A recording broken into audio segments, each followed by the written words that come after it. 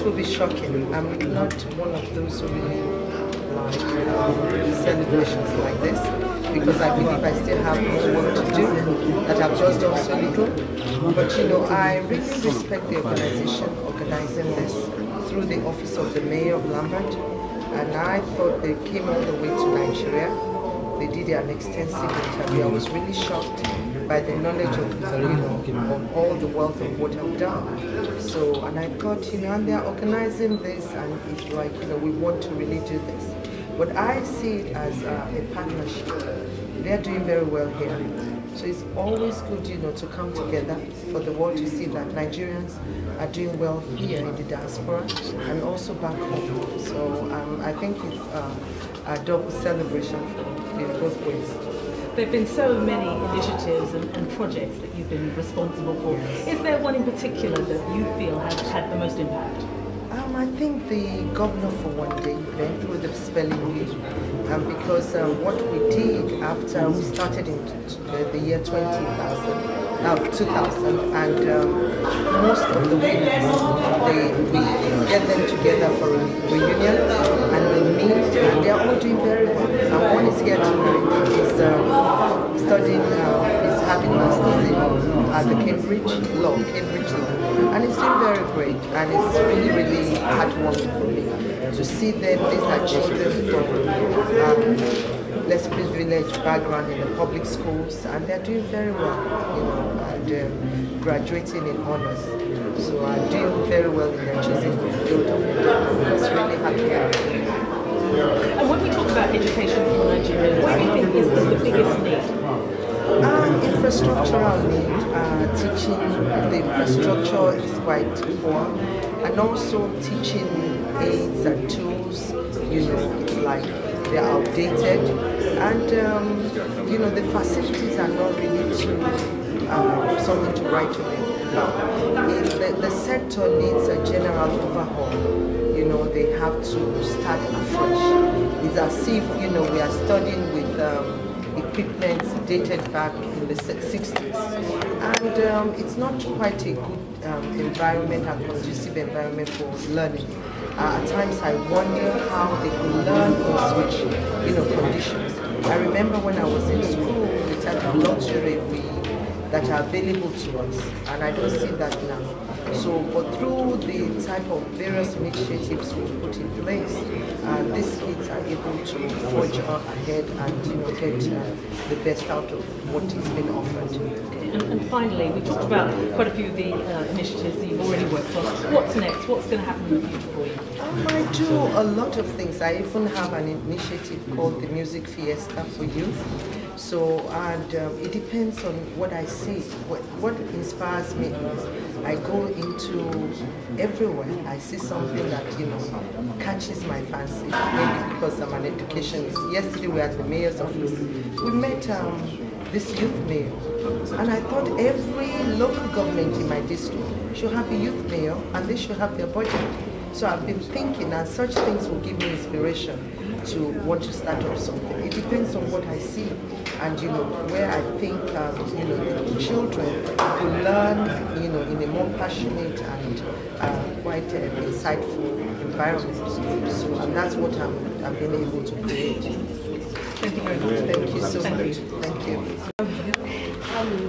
My name is Mrs. Bola Ogodio, and I'm from Prestige Television. I want to congratulate you on this award. It's such a special one to us, because as a woman, we have seen that you have really made a lot of impact in the life of girls' child, especially in Nigeria, and I'm so happy about it. From what I've read from this, because I have a passion for one thing, and I'm a teacher as well, and I work with PRU here in London. And one of the projects that I embarked on as well, I could see is something I've achieved here. It says an alternative high schools to girls, girls to help girls who drop out of school due to early pregnancy to complete their high school education. I'm so very happy about that. I just want to find out now, how much have you done about this? And is it a continuous one thing I have to say is a special school, and that started during the time my husband was governor. Okay. And I remember when I was teaching in the teaching profession that some girls, some of my brilliant students dropped out of school. And I thought, you know, and most of the time is putting myself in people's shoes. What would I have liked? And I thought that I would have loved a second chance. So I thought that why, you know, when we go abroad, we see all these young girls that, you know, pregnancy is not a barrier to continuing their education.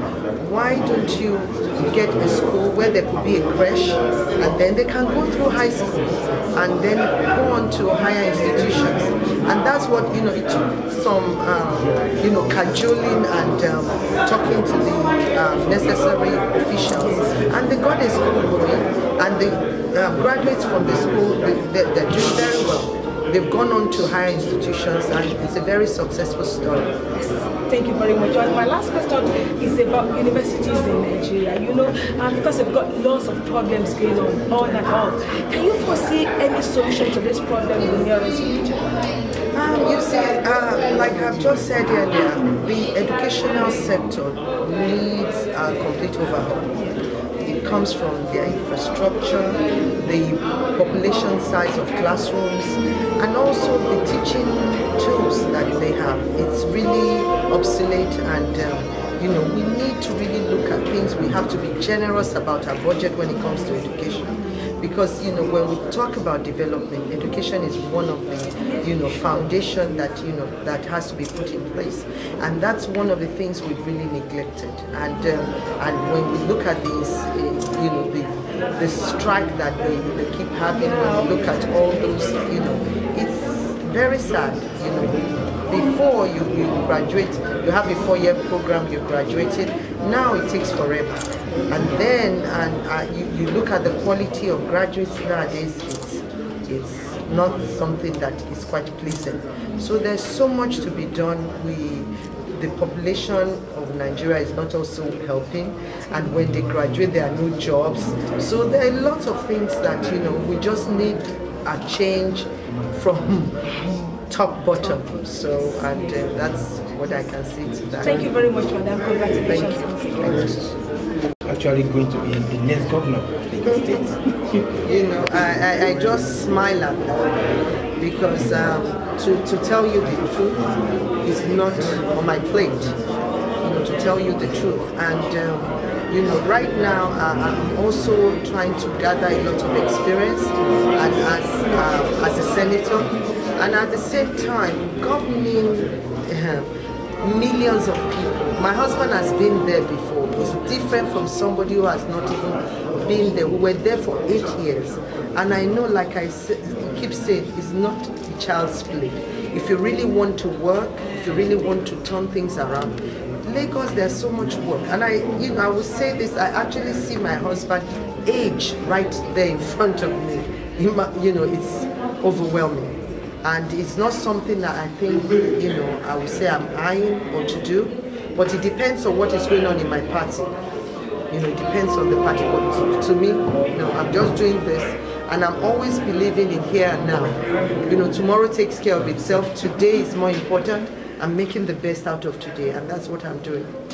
The clamoring stems from the fact that, I mean, people say, I mean, since like any other Nigerian, you are eligible, you are qualified. And they're just playing politics. I can tell you that they're playing politics with that. I mean, that Lagos needs a woman now. That it's all been men already. Okay, you know? Okay, we'll see that. Thank you. Thank you. Oh yes. Let's do it together. Yes, please. Sorry. Again, my name is Oluremi Tinubu, Prestige Television, London. What is the position of women generally in politics in Nigeria? Because women in this country, in the diaspora, they want to come to Nigeria and be part of the situation.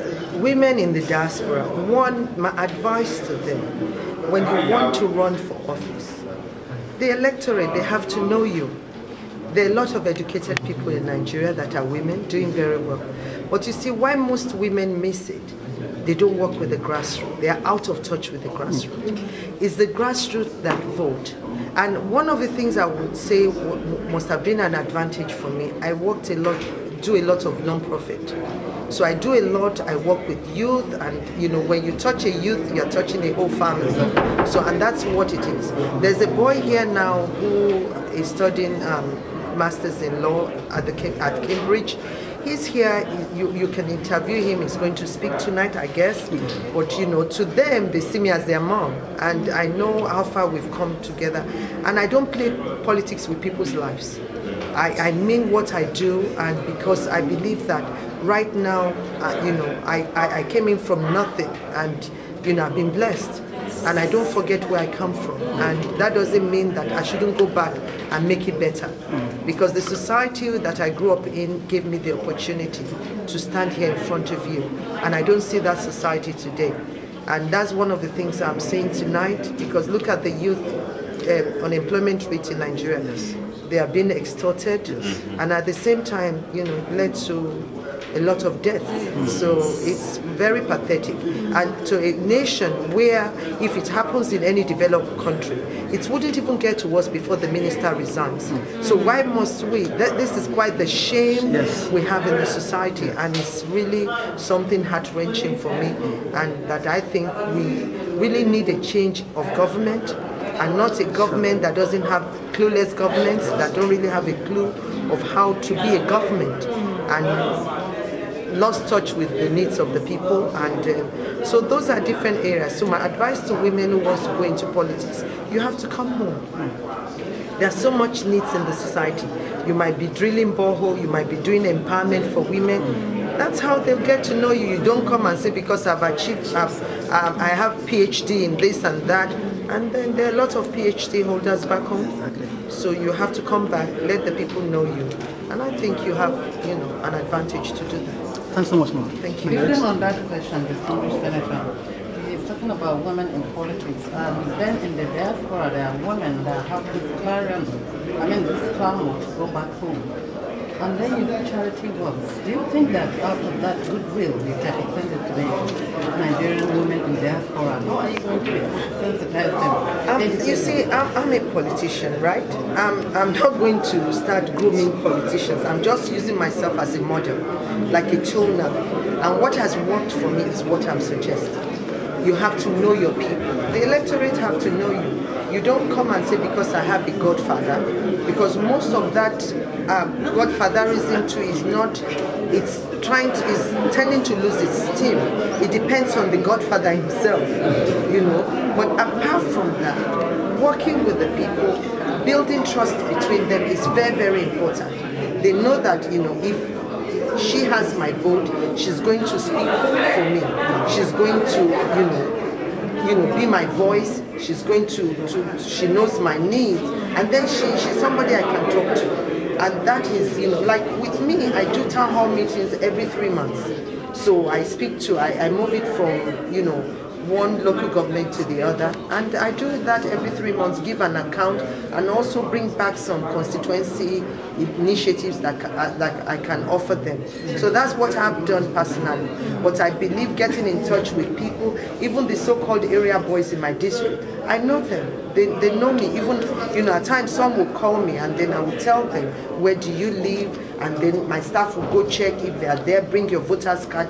Let's see that. You know, I have conversation with them. And we did a youth empowerment program, and also I did a general empowerment for them, which is like giving money. And people thought, oh, why are you giving them money? I said they are used to begging for money out there, and they are used to big money. So what do we really do? And it's one of the programs I've spent more money on. And what I decided, I told them, what exactly what type of trade do you want to go into? And they came in with several, you know, types of, you know, businesses that you'll be shocked. You know, one told me, I want to go into selling charcoal.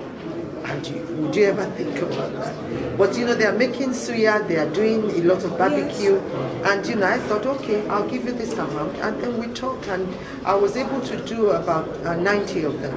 And you know, if we do a bit, don't be scared to do little. You don't know how far that little. How much did that cost, please, for those 90? How much did it cost? It's 9 million, because about 90, I give them 100,000 each naira, so it's about 9 million. So like me, I don't spend my salary and any allowances given to me at the Senate, because I didn't go there. I'm a very contented person, so it's not about that.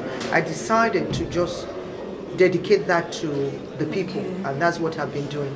Coming back to the reason why you are in the United Kingdom, they're here because they are being honored by some professional academics, all right?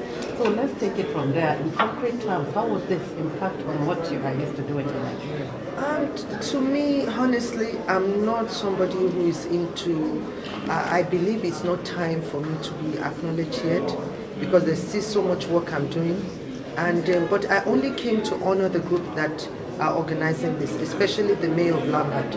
I'm proud of him because when he sent me an email, you know, and I know this will be terrible. I've been coming to London a long time, but I don't live here.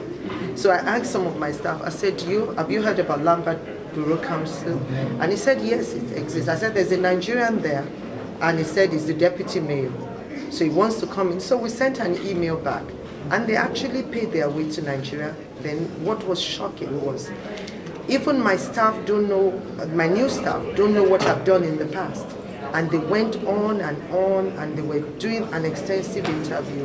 I was really proud that they are interested, and they said they would like to support good governance. And to me, I think it's a double celebration. I think today is to celebrate them as well, because most of the negative news that we have in the past about Nigerians, and people can see that there are Nigerians doing very well, in very good positions, and not all those bad stories we hear. And so we are Nigerians, and they are proud of us back home. So I think this is a celebration for all Nigerians, both at home and in the diaspora. My question is, just sorry? Tell us your name. Yeah, I write for the Daily Trust. Yeah, my question is on money politics. You are talking of your selflessness, of not taking anything that is due to you as a distinguished senator. So is it not time that we emphasize politics of money so that we can get people who are really concerned for the people to go and serve, not to go and collect, or rather to go and enrich themselves? I thank you for that, but this is what we have right now. We are still a society growing. There's so much corruption in the system, so much corruption that is very difficult to clean the system now. But do we say because the system is corrupt, we don't have to encourage our people? There are a lot of poor people in Nigeria, very, very poor people. And then if you decide not to listen to them, my husband has been governor for 8 years. I was there as their first lady for 8 years. That is the least I could do. I'm not like every other politician. I'm like a mother figure to them. So I have to hear. If my child is hungry, I want to feed my child. So that's the type of politics. I don't know if that's the politics. That is the politics I play. I don't play conventional politics. I play politics that would really, really transform a life.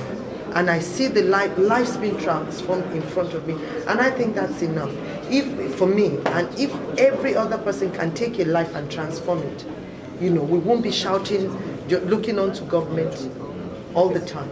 So if everyone is doing their bit, just take one person, the multiplying effect goes around. And before you know it, we have a wonderful society.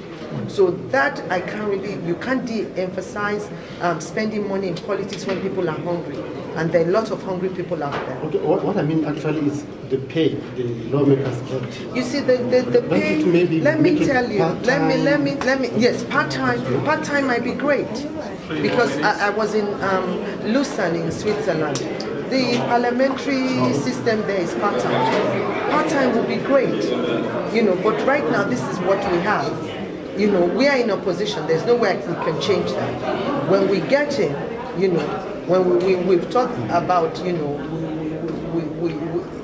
our party, the APC, All Progressive Congress Party, said, you know, they will want a unicameral parliament legislative body, and you know, right now we have the bifocal. So, and that's what we are dealing with right now. But to us, you know, this is what we have and this is what we do. But saying the money they earn, I don't know. Maybe the principal officers earn more, But I can tell you that what we earn, Abuja is very expensive before you pay constituency staff, before you also, as a man, you have family, you have children that you will pay their tuition and pay house rent, pay car allowance, and it's nothing, please.